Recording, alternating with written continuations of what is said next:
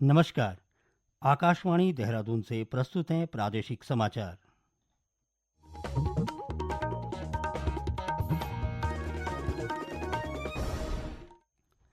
पहले मुख्य समाचार। मुख्यमंत्री पुष्कर सिंह धामी ने कॉर्बेट नेशनल पार्क में जंगल सफारी की। कहा, राज्य सरकार के सतत प्रयासों के परिणाम स्वरूप आज जंगल सफारी पर्यटन को नई पहचान मिली है। मुख्यमंत्री ने उत्तरकाशी जिले में अतिवृष्टि से प्रभावित क्षेत्रों का हवाई सर्वेक्षण कर आपदा की स्थिति का जायजा लिया। प्रदेश में त्रिस्तरीय पंचायत चुनाव के लिए नामांकन प्रक्रिया शांतिपूर्ण ढंग से संपन्न हुई। आयोग को कुल 63,812 नामांकन पत्र प्राप्त हुए हैं। और मौसम विभाग ने अगले 24 घंटों के लिए रुद्रप्रयाग, देहरादून, टिहरी व बागेश्वर जिलों में भारी से बहुत भारी बारिश का ऑरेंज अलर्ट जारी किया है।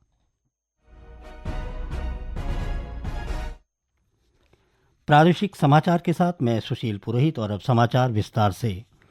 मुख्यमंत्री पुष्कर सिंह धामी ने आज रामनगर स्थित कॉर्बेट नेशनल पार्क में जंगल सफारी के दौरान वन्य जीवन की अद्भुत और रोमांचकारी झलक का अनुभव किया।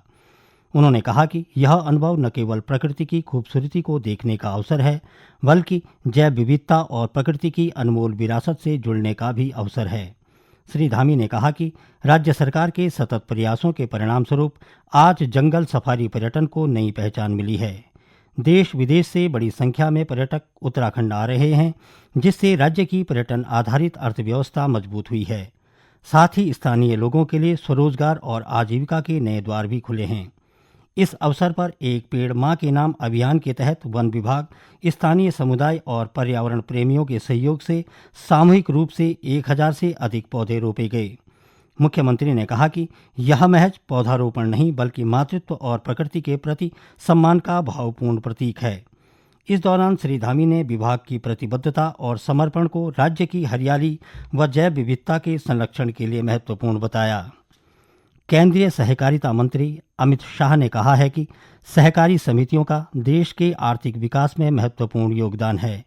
श्री शाह ने सहकारिता मंत्रालय के 4 वर्ष पूरे होने के अवसर पर गुजरात के आणंद में अमूल और राष्ट्रीय डेयरी विकास बोर्ड NDDB के विभिन्न विकास कार्यों का उद्घाटन करते हुए यह बात कही। श्री शाह ने कहा कि उत्पादन और अनाजों की बिक्री से संबंधित 2 लाख नए प्राथमिक कृषि सहकारी समितियां, PACS, सहकारिता विश्वविद्यालय और 3 सहकारी समितियां तथा डेयरी से संबंधित 3 सहकारी समितियां एक साथ देश के सहकारी आंदोलन को और सशक्त बनाएंगे। मुख्यमंत्री पुष्कर सिंह धामी ने आज उत्तरकाशी जिले में अतिवृष्टि से प्रभावित क्षेत्रों का हवाई सर्वेक्षण कर आपदा की स्थिति का जायजा लिया।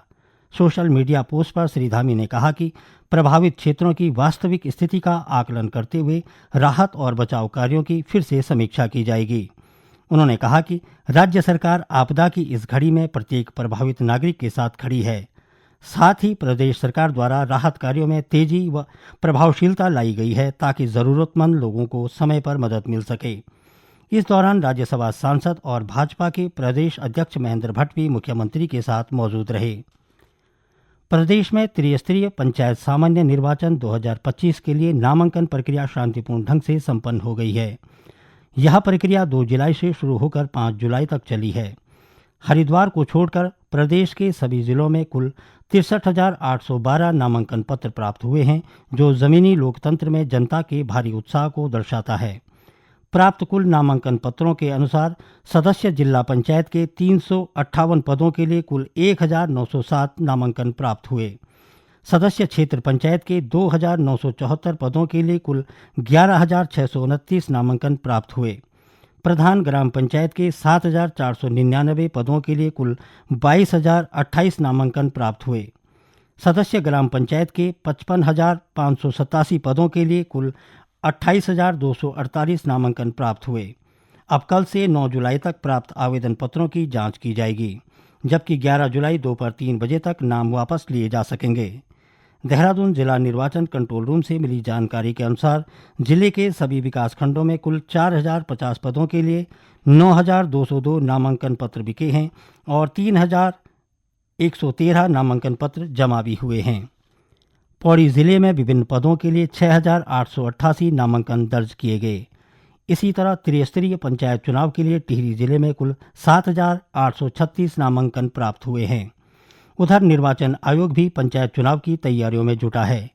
टिहरी जिले की जिला निर्वाचन अधिकारी नितिका खंडेलवाल ने बताया कि आज जोनल और सेक्टर मजिस्ट्रेटों को चुनाव से संबंधित प्रशिक्षण दिया गया। जनपद टिहरी में 18 जोन और 81 सेक्टर्स हैं, जिसमें हम लोगों ने आज सब सेक्टर और जोनल की ट्रेनिंग करवाई है। मेनली सबको यही हिदायत है कि वो सबसे पहले अपने सेक्टर के route chart, route plan clear हो जाए, सारे पोलिंग स्टेशंस को विजिट कर ले, जहाँ पे भी एएमएफ चाहिए, जैसे हमें शॉर्ट मिनिमम फैसिलिटीज़ बोलते हैं, पानी है और जगह है और शौचालय है, वो सब देख ले और उसको पूरा भली बात ही अब टाइम से कल चले जाएंगे देखने के लिए और उसको हम भली बात ही परिपूर्ण करा लेंगे ताकि मतदान के दिन कोई प्रॉब्लम ना हो। पोलिंग पार्टीज़ का मूवमेंट क्या रहेगा और एक विशेष इंस्ट्रक्शन ये है कि कंटीजेंसी प्लान रेडी होना है, क्योंकि बरसात का टाइम है, कोई भी रोड ब्लॉक हो सकती है, कोई भी कुछ हो सकता है, तो उसके बेसिस पे हम लोग का क्या अल्टरनेटिव रूट होगा जिससे हम अपनी पोलिंग पार्टी को मूव कराएंगे। ये सभी सेक्टर मजिस्ट्रेट्स, जोनल मजिस्ट्रेट्स अपनी तैयारी रखेंगे और नेक्स्ट प्रशिक्षण पे भी अपना आएंगे और इसी तैयारी को और परिपक्व करेंगे। ये समाचार आकाशवाणी के देहरादून केंद्र से प्रसारित किए जा रहे हैं। ताज़ा समाचार के लिए आप हमारे सोशल मीडिया एक्स व Facebook page Akashvani news Uttarakhand को फॉलो कर सकते हैं। साथ ही ये समाचार हमारे YouTube channel Akashvani news Uttarakhand पर भी उपलब्ध हैं। प्रदेश में समान नागरिक संहिता के प्रभावी क्रियान्वयन की हालिया समीक्षा रिपोर्ट में बागेश्वर जिले का प्रदर्शन अव्वल रहा है। समीक्षा रिपोर्ट के आधार पर जिले में यूसीसी से संबंधित आवेदनों की स्वीकृति दर 95% दर्ज की गई है, जबकि अस्वीकृति दर मात्र 3% है। जिले में अपीलों की लंबित दर भी सबसे कम 0.07% है। विवाह पंजीकरण में जिला अग्रणी रहा है और जिले में 56% विवाहित जोड़ों का पंजीकरण हुआ है, जो राज्य में सबसे ज़्यादा है। सरकारी कर्मचारियों में विवाह पंजीकरण की दर 99.69% पहुँच गई है। जिले की इस उपलब्धि पर जिलाधिकारी आशीष भटगाई ने संबंधित विभागों को बधाई देते हुए 100% लक्ष्य हासिल करने की अपील की है। साथ ही उन्होंने जिले के सभी पात्र नागरिकों से यूसीसी में अपना पंजीकरण कराने की अपील की है। देश के विभिन्न हिस्सों में आशूरा एवं मुहर्रम श्रद्धा के साथ मनाया गया।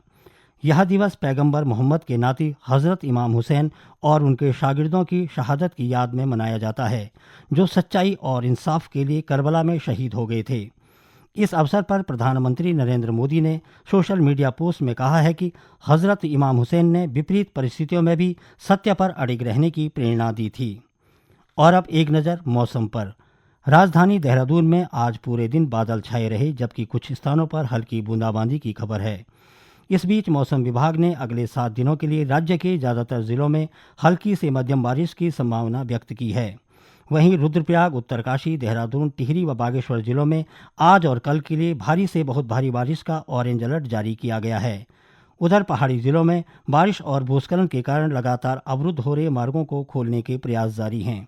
उत्तरकाशी जिले में यमुनोत्री हाईवे पिछले एक सप्ताह से सिलाई बैंड और औजरी के पास अवरुद्ध है, जिसके चलते यमुनोत्री मार्ग पर कई वाहन और यात्री फंसे हुए हैं। इस स्थान पर अब वैली ब्रिज का निर्माण किया जा रहा है, जिसे तैयार होने में 4 से 5 दिन लग सकते हैं। वहीं स्याना चट्टी में यमुना नदी पर बनी झील के किनारों से मलबा हटाने का काम भी शुरू कर दिया गया है। 28 जून को देर रात सिलाई बैंड के पास भारी बारिश से राष्ट्रीय राजमार्ग का एक बड़ा हिस्सा वॉश आउट हो गया था। उत्तरकाशी पुलिस ने करीब 4 लाख से ज़्यादा की अवैध शराब की 85 पेटियां बरामद की हैं। पंचायत चुनाव के दौरान अवैध शराब व अवांछनीय गतिविधियों पर अंकुश लगाने में पुलिस की कार्रवाई जारी है। उत्तरकाशी में यमुनोत्री पैदल मार्ग पर 9 कैंची के पास बीते 23 जून को हुए भूस्खलन में लापता 2 यात्रियों के शव बरामद कर लिए गए हैं। इस हादसे में 2 लोगों के शव पहले ही बरामद किए जा चुके हैं। देश भर के बच्चों की असाधारण उपलब्धियों के लिए हर वर्ष प्रधानमंत्री राष्ट्रीय बाल पुरस्कार प्रदान किया जाता है। राष्ट्रीय पुरस्कार के लिए अभ्यर्थी 31 जुलाई तक awards.gov.in पर ऑनलाइन आवेदन कर सकते हैं। अंत में मुख्य समाचार एक बार फिर।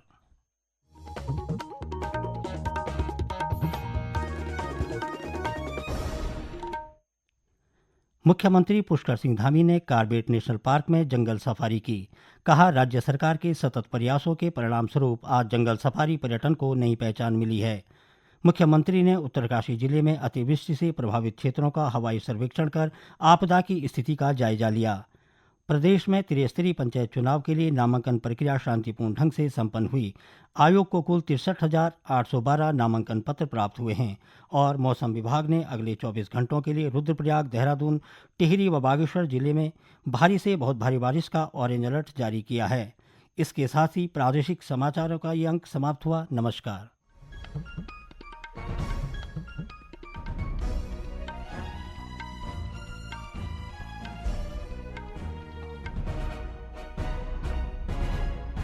दादू